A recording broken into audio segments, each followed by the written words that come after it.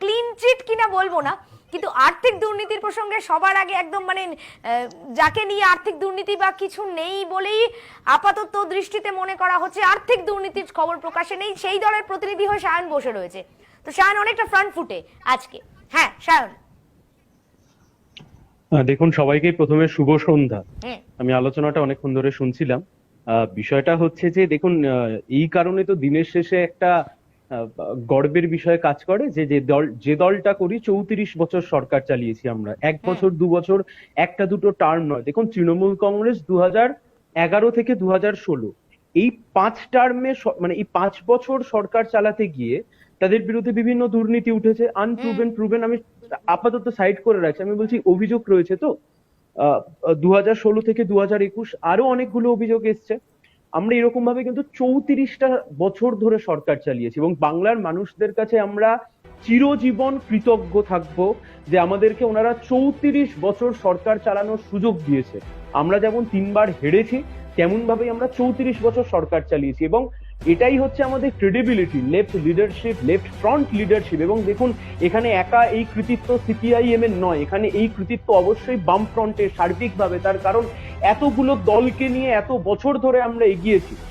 তৃণমূল প্রথমের দিকে তো দাবি করেছিলেন, যেহেতু আলোচনাটা হয়তো একটু অন্য প্রসঙ্গে চলে যাচ্ছে, আমি আপনাকে বলছি রাজারহাটের বুকে 2010 সালে একটি মিটিং হচ্ছে, এখনো পরিষ্কার মনে রয়েছে। মমতা ব্যানার্জি সেই সময় রেলমন্ত্রী, উনি রাজারহাটে প্রায় 2 ফুট 3 ফুট ফাইল নিয়ে গিয়ে উনি বললেন আমার কাছে সব কাগজ রয়েছে, ক্ষমতায় এসে হিটকো থেকে শুরু করে যারা যারা দুর্নীতি করেছে সবাইকে জেলে পুরবো। সবার প্রথমে নাম কার? গৌতম দেব। আমি বলছি 10 বছর সময়কাল ধরে দুর্নীতির একটা অভিযোগ আমাদের দিকে কেউ আঙুল তুলতে পারেনি। সারদা, রোজ ভ্যালি নিয়ে বিভিন্ন সময় বিভিন্ন কথা আমাদের নেতাদের বিরুদ্ধে এসছে। আমরা না কোনোদিনও রাস্তায় বেরিয়ে মিছিল করতে যাইনি সেই কোনো কাউকে প্রোটেক্ট করবার জন্য। আমাদের দল থেকে আমরা চ্যালেঞ্জ করে বলেছিলাম সিবিআই কে হেল্প করবার জন্য যা যা করণীয় আমরা সব করব। শুধু তাই নয়, এই সারদা রোজ ভ্যালির ইনভেস্টিগেশনের জন্য বিকাশ রঞ্জন ভট্টাচার্য, আব্দুল মান্নান তাদের পকেটের পয়সা খরচা করে সুপ্রিম কোর্টে কেস করেছে। আর এই রাজ্যের সরকার ট্যাক্স পেয়ার্সদের টাকা খরচা করে সিবিআই কে আটকানোর জন্য সওয়াল করেছে সুপ্রিম কোর্টের মধ্যে। সুতরাং এগুলো আমরা সবাই জানি। এখন কথা হচ্ছে কেন্দ্রের সরকার নিয়ে আলোচনা হচ্ছে। দেখুন, আপনি বলছিলেন বিজেপির প্রতিনিধি উত্তর দেবে, প্রধানমন্ত্রী পিএম কেয়ার ফান্ড নিয়ে উত্তর দিতে পারছেন না, আপনি ভাবছেন বাংলার বিজেপির প্রতিনিধি উত্তর দেবেন?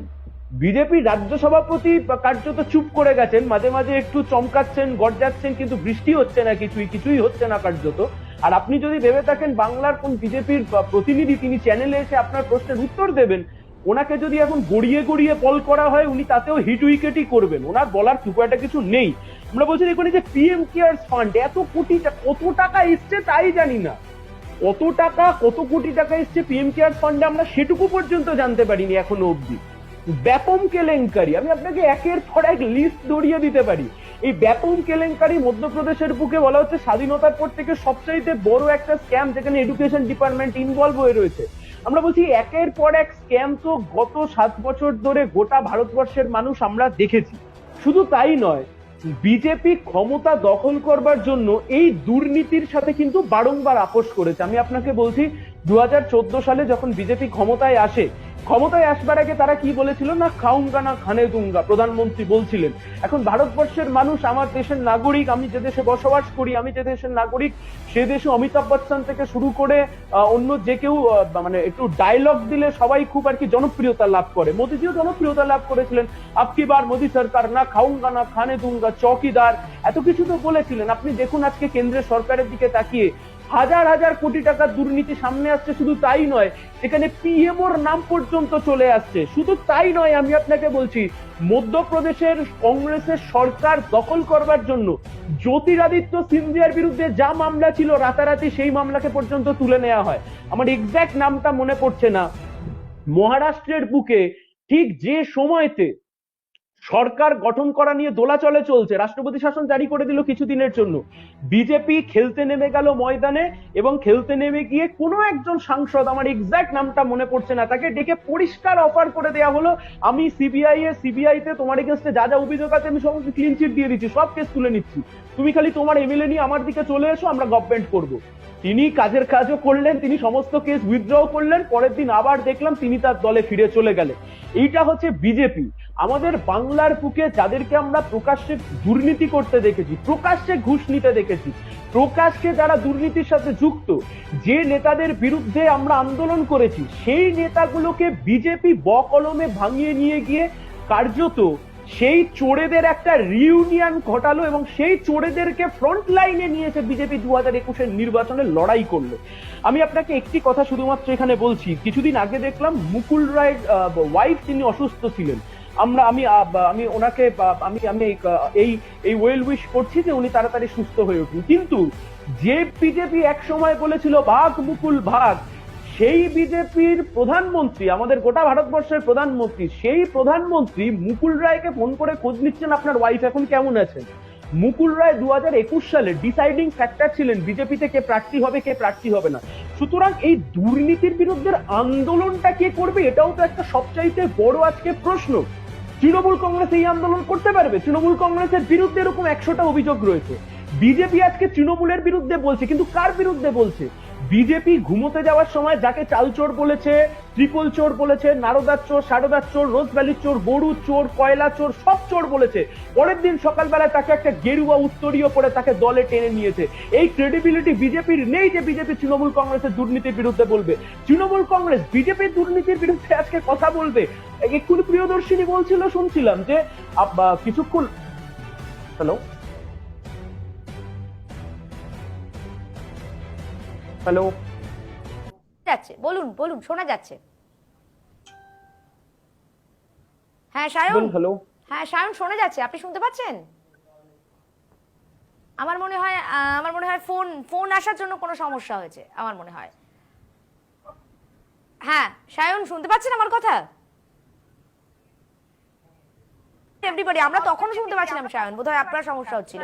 আচ্ছা সায়ন, আরে সিপিএম এর সরকারটা এতটাই বাজে, একটুখানি বিদ্যুৎ চমকালেই কারেন্ট চলে যাচ্ছে। এত বাজে অপদার্থ সিপিএম এর সরকারটা, একটুখানি বিদ্যুৎ চমকালো তোকে কারেন্ট চলে গেল। যাই হোক, যে বিষয়টা কথা বলছিলাম, আচ্ছা আমি কি এর উত্তরটা, আপনি সায়ন যেটা বলছিলেন যে প্রিয়দর্শিনী, একটুখানি আমি শেষ করে দিই। আচ্ছা বেশ বেশ, আমি আপনার উত্তর নিতাম, ঠিক আছে, বলুন বলুন। একটুখানি শেষ করে দিই। দেখুন, ইউপিএ 2 নিয়ে তো এত আলোচনা হয়, এবং আমি আপনাকে বলছি ইউপিএ 2 তে রাস্তায় নেমে কংগ্রেসের গভর্নমেন্টের এগেনস্টে সবচাইতে যদি সেই সময় কেউ সোচ্চার হয়ে থাকে অ্যাপার্ট ফ্রম বিজেপি সেটা দিল্লি বেস যা করেছে।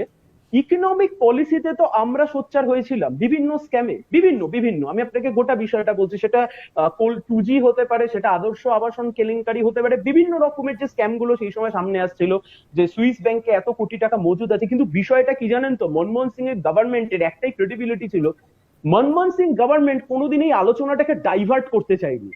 দুর্নীতি ওয়াজ আ ইস্যু। 2009 থেকে 2014 অব্দি গোটা ভারতবর্ষের পলিটিক্যাল টপিক কি ছিল? জিডিপি। গোটা ভারতবর্ষের টপিক কি ছিল?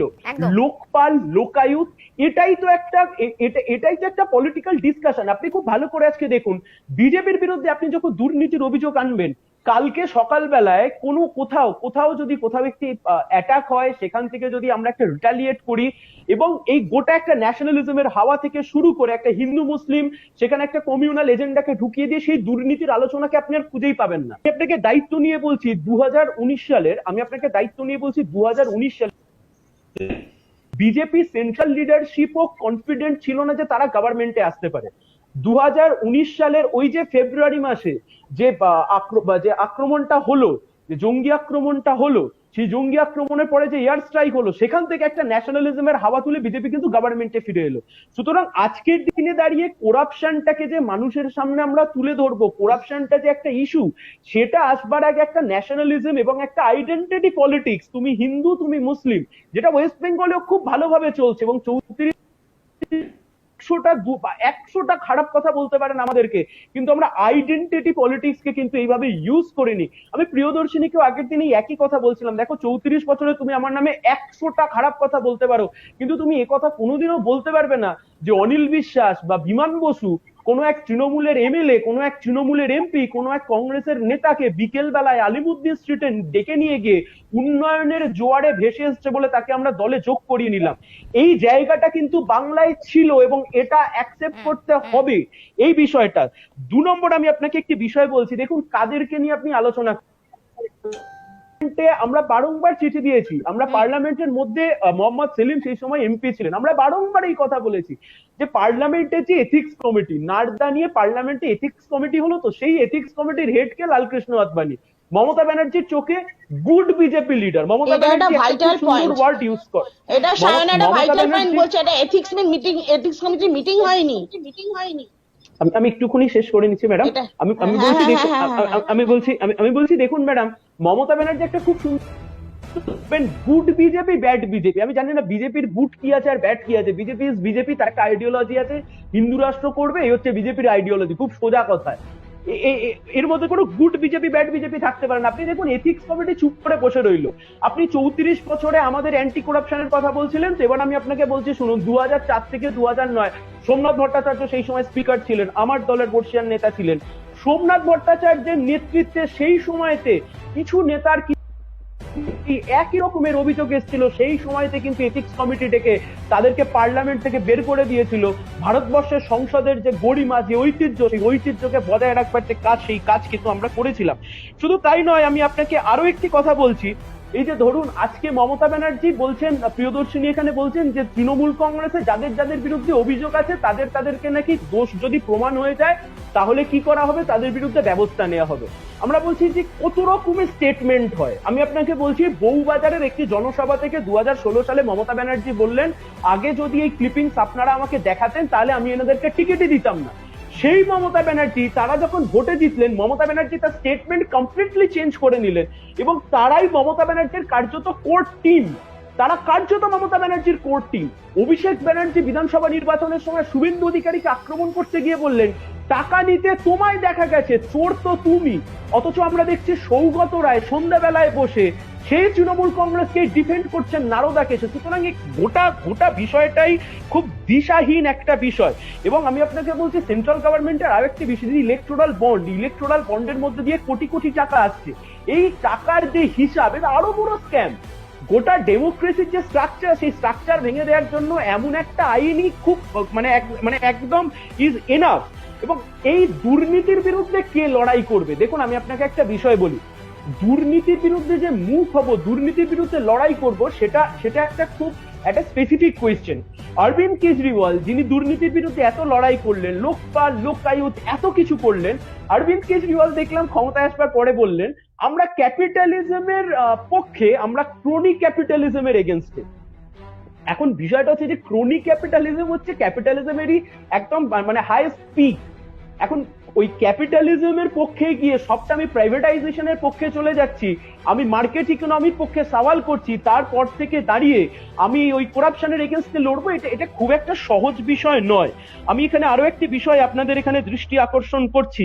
আমি বলছি ধরুন আমাদের রাজ্যের বুকে, আমি বলছি একটা ছেড়ে দিন, একদম নতুন যিনি রাজনৈতিক কর্মী, আপনি একটা কথা ভাবুন তো, ধরে নিন আজকে একটা ছেলের তার ইচ্ছা হলো সে তৃণমূল করবে বা কংগ্রেস করবে বা সিপিএম করবে, একটা নতুন বাচ্চা ছেলে, নবাগত, সে কি দেখছে? সে দেখছে কেন্দ্রের একটা দল, রাজ্যের একটা দল, যাদেরকে দুহাত পেতে ঘুষ নিতে দেখছি, সারদা, রোজভ্যালি থেকে শুরু করে একের পর এক চিটফান্ড কাণ্ডে অভিযুক্ত হয়ে যাচ্ছে, কেন্দ্রের নেতারা অভিযুক্ত হয়ে যাচ্ছে। আমরা কি দেখছি? আমরা দিনের শেষে দেখছি সেন্ট্রাল ফোর্স তাদেরকে গার্ড দিয়ে নিয়ে যাচ্ছে, মানে তারা যেন একটা কত বড় স্টার একটা বিষয়।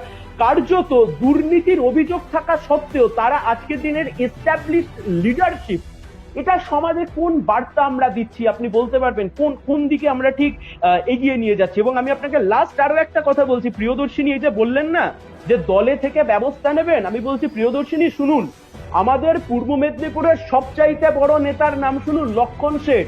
এই যে আজকের দিনে হচ্ছে না, আজকের দিনে শুভেন্দু অধিকারী একেবারে দক্ষিণ বা পূর্ব মেদিনীপুরের একাই কার্যত উনি মায়, উনি বাপ, উনি যা বলছেন তাই হচ্ছে। আমরা বলছি দেখুন, লক্ষণ সেটের তো একটা সে ছিল পূর্ব মেদিনীপুরে, সেই লক্ষণ সেটের বিরুদ্ধে যখন দুর্নীতির অভিযোগ এসছে, আমরা দলীয় কমিশন বসিয়ে সেই লক্ষণ সেটকে আমরা বের করে দিয়েছিলাম। যে সময় বের করে দিয়েছিলাম সে সময় কিন্তু আমরা ক্রাইসিসের মধ্যে ছিলাম, আমরা কিন্তু 34-এর ছিলাম না, আমরা কিন্তু ক্রাইসিস পিরিয়ডের মধ্যে ছিলাম। এবং এই দম অন্য কেউ দেখাতে পারবে? অন্য কারোর ক্ষমতা আছে? আজকে প্রিয়দর্শিনী এখানে বসে আছে, আমি পিসিআর কে বলবো প্রিয়দর্শিনীকে স্ক্রিনে দেওয়ার জন্য। প্রিয়দর্শিনী, তুমি আজকে এই উত্তর দিতে পারবে? প্রিয়দর্শিনী, উত্তরবঙ্গের কোনো এক জায়গাতে আমি চাইলে তোমাকে পোস্টার দেখিয়ে দিতে পারি, সেখানে তোমাদের তৃণমূল কংগ্রেসের কর্মীরা আমাদের একজন বহিষ্কৃত সিপিআইএম এর সাংসদের বিরুদ্ধে তোমরা মিছিল করেছিলে। বাংলার রাম রহিমকে জেলে পুরতে হবে, বাংলার রাম রহিমকে তোমরা এখন নেতা বানিয়ে দিয়েছো, আমরা বহিষ্কার করেছিলাম।